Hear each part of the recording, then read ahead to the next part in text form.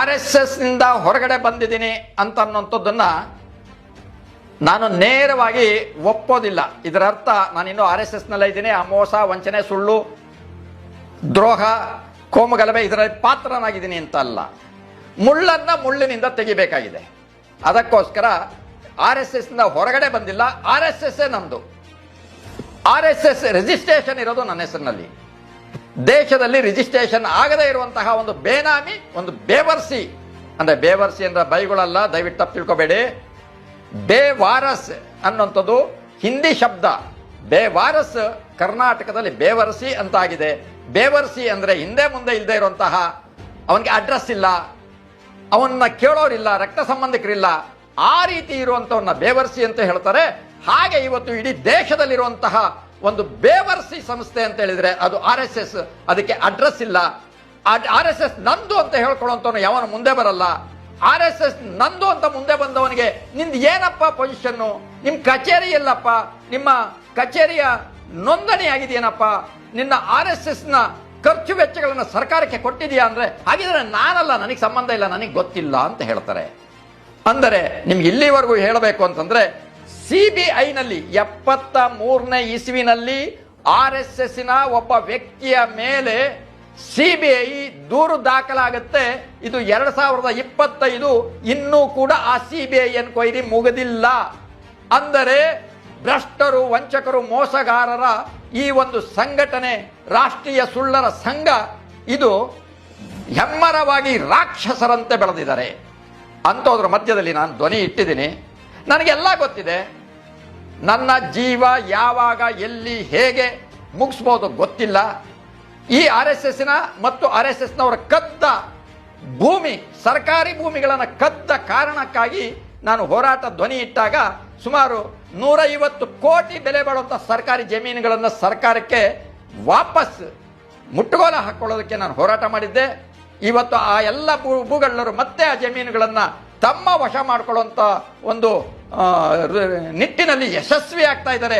ಅದರಲ್ಲಿ RSS ನ ಜವಾಬ್ದಾರಿಯುತರು ಅಂದ್ರೆ ದಕ್ಷಿಣ ಕ್ಷೇತ್ರ ಅಂತ, ಅಂದ್ರೆ 2 ರಾಜ್ಯಗಳಿಗೆ ಪ್ರಮುಖರಾಗಿರುವಂತಹ RSS ನ ಒಬ್ಬ ಮುಖ್ಯಸ್ಥ ವಿ ನಾಗರಾಜ್ ಅವರು ಒಂದು 10 ಎಕರೆ ಜಮೀನನ್ನ ಕದೀತಾರೆ.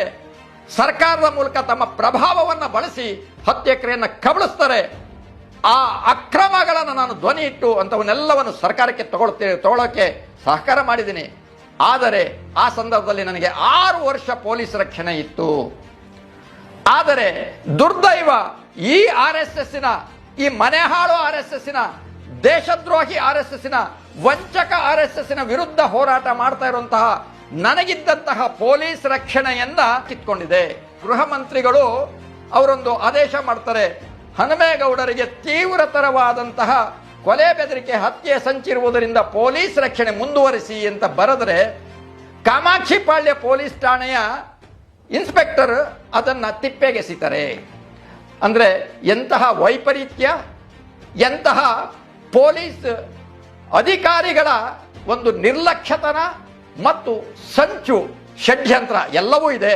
ನನ್ನ ಮನೆಗೆ ಒಬ್ಬ ಆಗಂತಕ ಮನೆ ಒಳಗಡೆ ನುಗ್ತಾನೆ, ಅಡುಗೆ ಮನೆವರೆಗೆ ಬರ್ತಾನೆ. ಅವನು ಏನಿತ್ತು ತಂದಿದ್ನೋ ಇಟ್ಕೊಂಡಿದ್ನೋ ಗೊತ್ತಿಲ್ಲ ನನಗೆ. ಆದರೆ ಅವನನ್ನ ಹಿಡಿದು ತಗೊಂಡೋಗಿ ಪೊಲೀಸ್ಗೆ ಕಂಪ್ಲೇಂಟ್ ಕೊಟ್ಟು ಪೊಲೀಸ್ಗೆ ಹ್ಯಾಂಡ್ ಓವರ್ ಮಾಡ್ತೀವಿ. ಆದರೆ ಪೊಲೀಸ್ನವರು ಅವನನ್ನ ಹುಚ್ಚ ಅಂತ ಬಿಂಬಿಸಿ ಬಿಟ್ಟು ಕಳಿಸ್ತಾರೆ. ಹುಚ್ಚ ಅಂತ ಬಿಂಬಿಸಿ ಕಳಿಸ್ಕೊಡ್ಲಿಕ್ಕೆ ಪೊಲೀಸ್ನವ್ರೇನು ಡಾಕ್ಟರಾ? ಹುಚ್ಚ ಆಸ್ಪತ್ರೆ ಕಳಿಸ್ಬೇಕಾಗಿತ್ತು, ಕಳಿಸ್ಲಿಲ್ಲ. ಹಾಗಿದ್ರೆ ಹುಚ್ಚ ಅಂತ ಬಿಟ್ಟು ಕಳಿಸಿದ್ದು ಯಾಕೆ? ಇದೇ ರೀತಿಯಲ್ಲಿ ನನ್ನ ಮನೆಗೆ, ಇಲ್ಲಿ ಬೇರೆ ಯಾರ ಮನೆಗೂ ಹೋಗೋದಿಲ್ಲ, ನನ್ನ ಮನೆಗೆ ಕಾವಿ ಬಟ್ಟೆ ಹಾಕೊಂಡು ಭಿಕ್ಷೆ ಬೇಡ್ಲಿಕ್ಕೆ ಬರ್ತಾರೆ. ನಾನು ಕೊಡಲ್ಲ ಅಂದಾಗ ಬಿಟ್ಟು ಇಲ್ಲೆಲ್ಲೂ ಭಿಕ್ಷೆ ಬೇಡೋದಿಲ್ಲ. ಮುಂಚೆ ಬಂದಾಗೂ ಭಿಕ್ಷೆ ಬೇಡೋದಿಲ್ಲ, ಹೋದ್ಮೇಲೂ ಭಿಕ್ಷೆ ಬೇಡೋದಿಲ್ಲ. ಆದರೆ ಅಂತವರು ಬಂದಿದ್ದಾರೆ. ಇಡೀ ದೇಶ, ಇಡೀ ಜಗತ್ತಿನ ಅತಿ ದೊಡ್ಡ ಸಂಘಟನೆ, ಆ ಸಂಘಟನೆಯ ವಿರುದ್ಧ RSS ನ ಕರಾಳ ಮುಖಗಳು ಅಂತ ಹೇಳಿ ಆ ಸತ್ಯ ಘಟನೆಗಳನ್ನ ಬರೆದಾಗ, ಆ ಪುಸ್ತಕವನ್ನ ಪ್ರಕಟಿಸಲಿಕ್ಕೂ ಯಾರು ಬರದೇ ಇರುವಂತ ಸಂದರ್ಭದಲ್ಲಿ ಆಥರ್ ಕಮ್ ಪಬ್ಲಿಷರ್ ನಾನೇ ಆಗಿರುವಾಗ ಇಂತಹ ವಿಚಾರಗಳನ್ನ, ಸತ್ಯವನ್ನ ಜಗತ್ತಿಗೆ ತಿಳಿಸ್ತಾ ಇರಬೇಕಾದಂತ ಸಂದರ್ಭದಲ್ಲಿ ಕೊಲೆ ಬೆದರಿಕೆ, ಹತ್ಯೆ ಸಂಚಿ ಇಲ್ಲ ಅಂತ ಏನಾದರೂ ತಿಳ್ಕೊಂಡಿದ್ರೆ ಅಂತವನು ಪೊಲೀಸ್ ಅಧಿಕಾರಿ ಆಗ್ಲಿಕ್ಕೆ ಅನ್ಫಿಟ್ಟು, ಅಯೋಗ್ಯ ಅಂತ ಹೇಳಬೇಕಾಗತ್ತೆ. ನನ್ನ ಸಾವು ಯಾವಾಗ ಎಲ್ಲಿಯೂ ಎನಿ ಕ್ಷಣ ಆಗಬಹುದು. ಯಾಕೆಂದ್ರೆ ಗಲ್ಲಿಗಳಲ್ಲಿ, ರಸ್ತೆಗಳಲ್ಲಿ, ಊರುಗಳಲ್ಲಿ RSS ಮತ್ತೆ ಬಿಜೆಪಿಯವರಿದ್ದಾರೆ. ಯಾವ ಕ್ಷಣದಲ್ಲಿ ಏನು ಬೇಕಾದ್ರೂ ಮಾಡಬಹುದು. ಇಂತಹ ಒಂದು ಭೀಕರ ಹತ್ಯೆಯ ಒಂದು ಭೀತಿಯಲ್ಲಿ ನಾನು ಬದುಕ್ತಾ ಇದ್ದೀನಿ. ನನಗೆ ಅಥವಾ ನನ್ನ ಕುಟುಂಬದವರಿಗೆ ಯಾವುದೇ ಸಂದರ್ಭದಲ್ಲಿ ಏನೇ ಆದರೂ ಅದಕ್ಕೆಲ್ಲದಕ್ಕೂ ಕಾರಣ ನೇರ RSS ಮತ್ತೆ ಬಿಜೆಪಿಯವರು.